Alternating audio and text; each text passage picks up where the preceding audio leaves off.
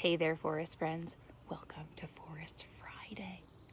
I'm wondering if you saw any birds since our last meeting. I've set up this space so maybe you can see some of the birds on the bird feeder as we're reading a story to start our Forest Friday. I also have this beautiful lilac bush behind me, which I'm sure are starting to bloom near where you are too, and it's one of the best smells in New Hampshire. I have a story to share with you today that's called Did You Ever See? And it's going to help us to understand how we can become better explorers by using our eyes and opposites. Did You Ever See? By Joanna Walsh.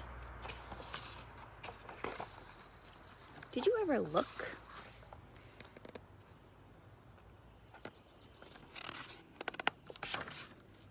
Down from a high window or from a plane and see the city streets, neat lines and squares? Or lie down on the ground and look up at the sky and wonder how high the clouds might be? It's one of my favorite things to do, and find different shapes in them. What's the tallest thing you can see? The highest tree? A crane? A high-rise tower? Are you sure? And would it be taller than a dinosaur?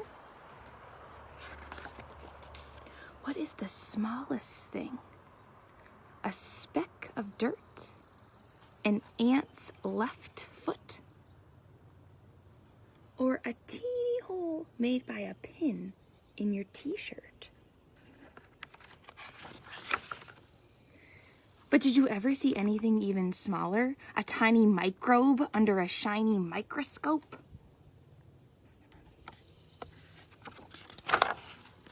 If you've already seen that, wouldn't you like to see what's inside a seed?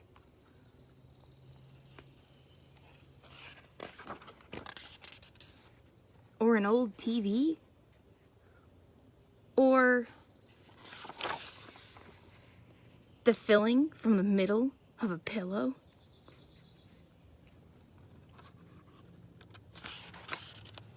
In a mirror, did you ever see such a sight? What's right is wrong, what's left is right.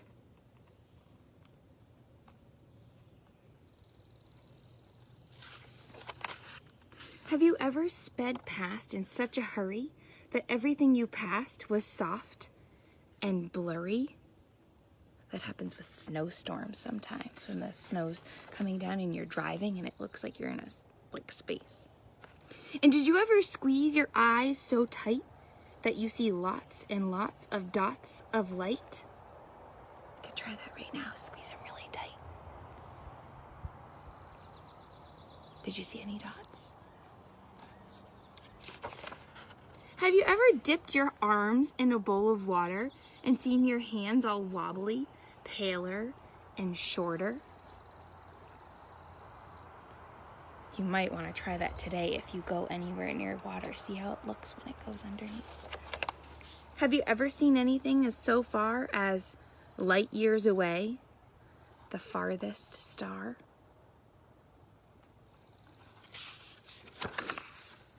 But the best thing of all to see is far off, getting nearer. A friend smiling, walking towards you. Clearer and clearer. That reminds me of the Smile in My Pocket song. So first graders, for forest friends, I'm going to take you on a walk in the forest today. And we are going to try and find some opposites and use opposites to help us to explore. An example of an opposite might be looking up and looking down. Or looking near, which is really close to you, or looking far. And when we use opposites to help us explore, we get to find more things that we might not have noticed if we weren't focused on what we see. Come along with me into the forest and I'll show you some opposites. Just a as I was finishing up my book, some cardinals came to visit. There's a girl and a boy cardinal right in that tree. I also wanted to show you what was happening in that nest from last week. I'm gonna come up again. Do you see anything in there?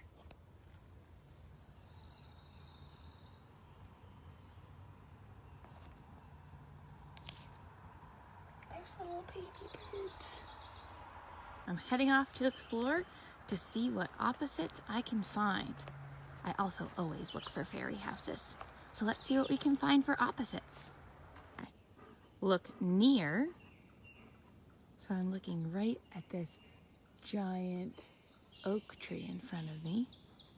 And what would be the opposite of look near? That's right, look far. So if I look farther out, I might see a really cool rock to play on over there. Or some more trees that I might want to see if I could climb any. So look near, that's what's right in front of you. And look far, so you can see some more things that you might want to explore. I bet you know this opposite. Look down. So I'm focusing on what's right below my feet. And I even found an opposite right here. This is bumpy and this is smooth. Bumpy, smooth opposite. So if I have looking down, what's going to be my opposite? Looking up. You've got it. And I don't know if you can see, forest friends, but look what I can see when I look up. Guess what lives in those tree holes?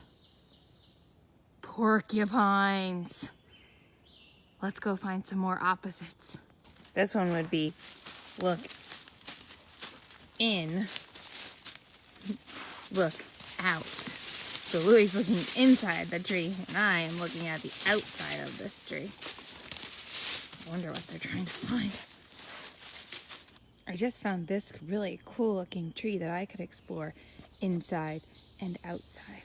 So the outside of it is kind of bumpy, but the inside of this would be a perfect fairy house.